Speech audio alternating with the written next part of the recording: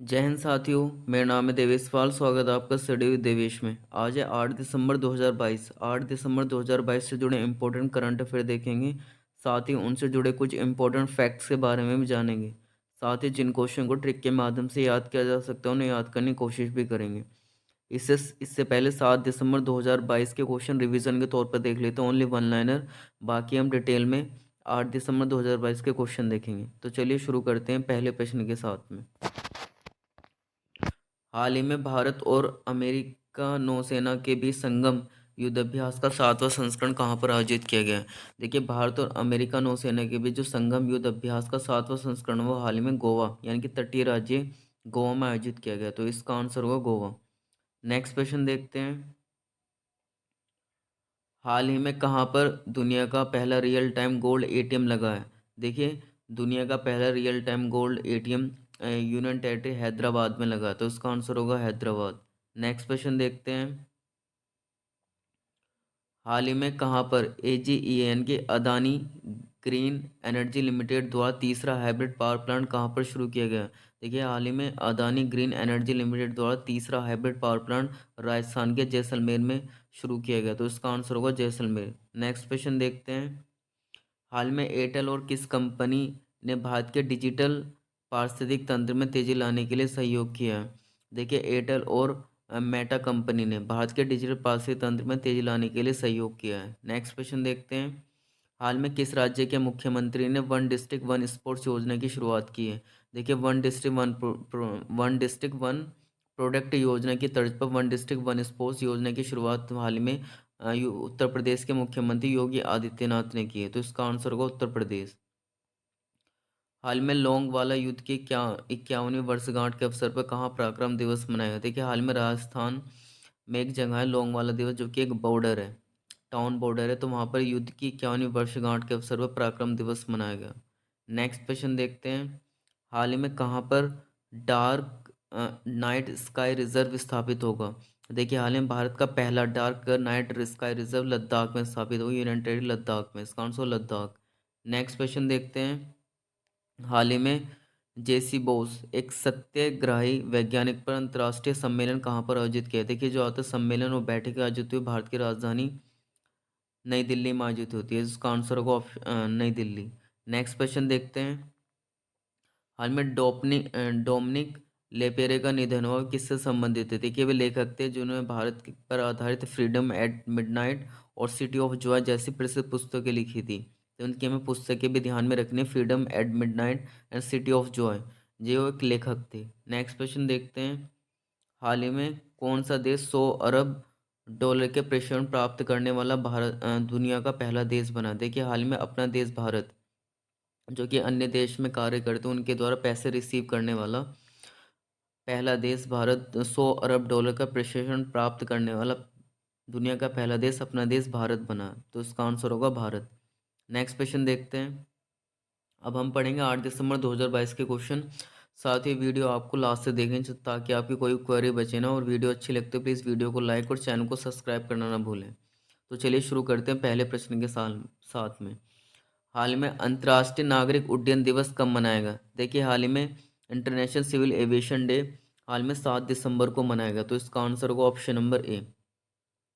देखिए, हमें ये भी जानना होगा जो हमारे सिविल एविएशन मिनिस्टर है वो कौन है? ज्योतिरादित्य सिंधिया, जो कि उड्डयन मंत्री है। तो इसका आंसर होगा ऑप्शन नंबर ए, 7 दिसंबर। अब सिविल एविएशन के बारे में जाने, जैसे कि अंतर्राष्ट्रीय नागरिक उड्डयन संगठन का मुख्यालय कहाँ पर है? ये भी हमें पता होना चाहिए। तो मॉन्ट्रियल यानी कनाडा में है। अंतर्राष्ट्रीय नागरिक उड्डयन संगठन परिषद के जो अध्यक्ष कौन है? तो सल्वाटोर सियाज चिटानो है। और इसकी स्थापना कब की गई थी? इसकी स्थापना 1994 में की थी। देखिए, आपको अध्यक्ष रखने की भी आवश्यकता नहीं है इतना, ना ही इसकी स्थापना। आपको ध्यान में रखना भी इसका मुख्यालय कहाँ पर है। तो मुख्यालय इसका मॉन्ट्रियल कनाडा में है। नेक्स्ट क्वेश्चन देखते हैं। हाल ही में किस सोशल मीडिया कंपनी ने भारत में गलत सूचना विरोधी अभियान शुरू किया? देखिए, हाल ही में सोशल मीडिया कंपनी यानी कि गूगल ने सॉरी, भारत में गलत सूचना विरोधी अभियान शुरू किया। तो इसका आंसर होगा ऑप्शन नंबर ए।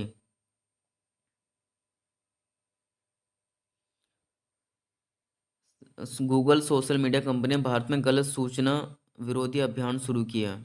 देखिए, गूगल के बारे में जान लेते हैं, जिसकी स्थापना कब की गई थी। 1998 में इसकी स्थापना, सॉरी 1998 में, 1998 में इसकी स्थापना लैरी पेज के द्वारा की गई थी। उसके वर्तमान सीईओ एक भारतीय, जो कि जिनका नाम आपको कमेंट बॉक्स में बताना। नेक्स्ट क्वेश्चन देखते हैं।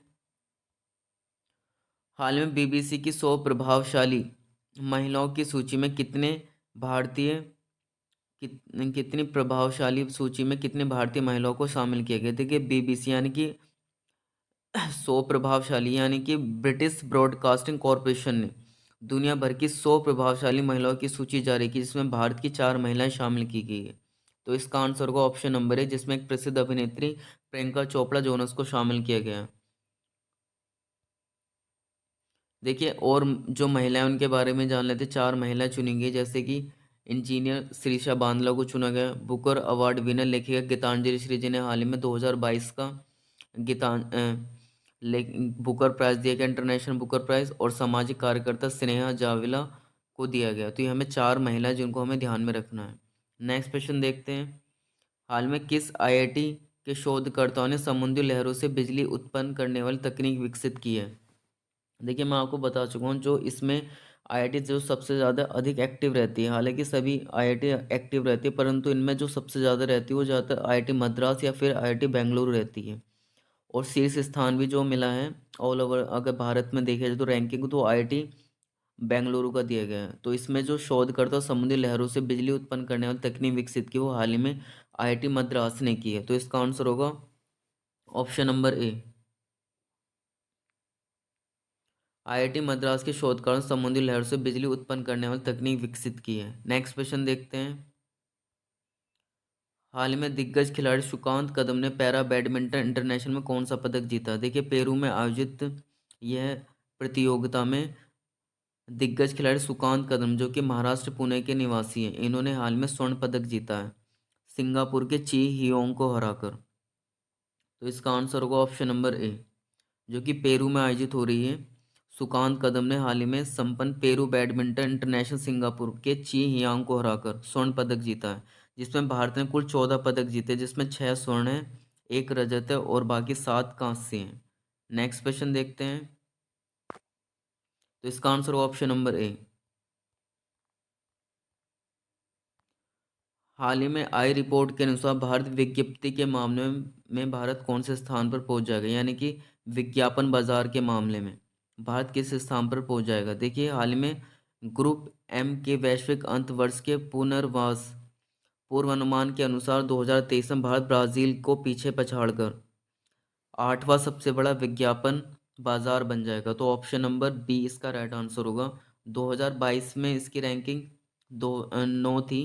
अब 2023 में इसकी रैंकिंग 8 होने जा रही है। तो 8वां सबसे बड़ा विज्ञापन बाजार बन जाएगा भारत, अपना देश भारत। तो इसका आंसर होगा option number B. Next question देखते हैं।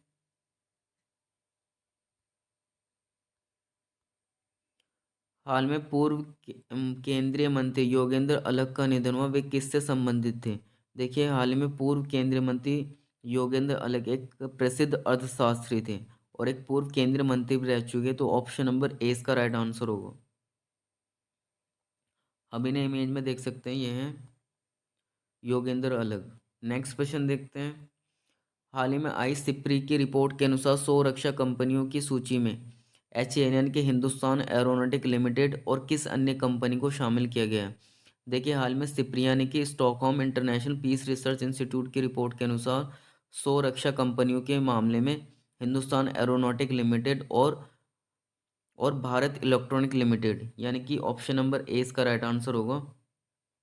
हम सब जानते हैं, जिसमें तेजस HAL की देन है। तो ये एक लड़ाकू विमान बनाते हैं हिंदुस्तान एरोनॉटिक लिमिटेड, और यानी कि भारत इलेक्ट्रॉन लिमिटेड को शामिल किया गया है 100 रक्षा कंपनियों की सूची में सिप्री की रिपोर्ट के अनुसार। तो ऑप्शन नंबर ए इसका राइट आंसर होगा। नेक्स्ट क्वेश्चन देखते हैं। हाल में किस देश ने मध्य एशिया देशों की राष्ट्रीय सुरक्षा सलाहकारों सम्मेलन की मेजबानी की है। देखिए, हाल ही में अपने देश भारत ने मध्य एशिया देश जो बाल्कन स्टेट होते हैं उनकी मेजबानी की है। तो ऑप्शन नंबर ए इसका राइट आंसर होगा। देखिए बाल्कन से जो कि कजाकिस्तान, किर्गिस्तान, उज्बेकिस्तान, ये सब बाल्कन स्टेट है जिनमें समुंदर नहीं लगता किसी भी किनारे से। ये चारों ओर से देशों से घिरे रहते हैं। तो इसका आंसर होगा option number A. Madhya Asia देशों की राष्ट्रीय सुरक्षा सलाहकारों के सम्मेलन की मेजबानी हाल में अपने देश भारत ने की है, जिसमें नेशनल सिक्योरिटी एडवाइजर, राष्ट्रीय सलाहकार जो है अजीत डोभाल ने इसमें हिस्सा लिया। नेक्स्ट क्वेश्चन देखते हैं।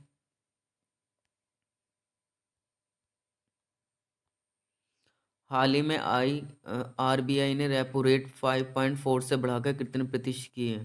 देखिए जो रिजर्व बैंक ऑफ इंडिया है भारत का, वह तीन तरह की दर प्रकाशित करता है। एक रिवर्स रेपो रेट है, एक रेपो रेट है, एक बैंक दर है। तो इसमें हाल ही में भारत ने मतलब आरबीआई ने 0.35 से बढ़ाकर 6.25 की है। तो इसका आंसर होगा ऑप्शन नंबर ए। आरबीआई ने रेपो रेट 5.4 से बढ़ाकर 6.25% की गई है। ऑप्शन नंबर ए इसका राइट आंसर होगा। देखिए आरबीआई की स्थापना की गई थी 1 अप्रैल 1935 को। आरबीआई का जो मुख्यालय है वो मुंबई में है। और जो आरबीआई के वर्तमान गवर्नर शक्तिकांत दास है, जो कि 25वें नंबर के गवर्नर है। अब नेक्स्ट क्वेश्चन आपके लिए होमवर्क में, जिसका आंसर आपको कमेंट बॉक्स में बताना है। हाल ही में आई रिपोर्ट के अनुसार ग्लोबल एविएशन सेफ्टी रैंकिंग 2022 में भारत की रैंक क्या है? चार ऑप्शन आपको दे रखे हैं, जिसमें से एक आंसर होगा। उसका आंसर आपको कमेंट बॉक्स में बताना है।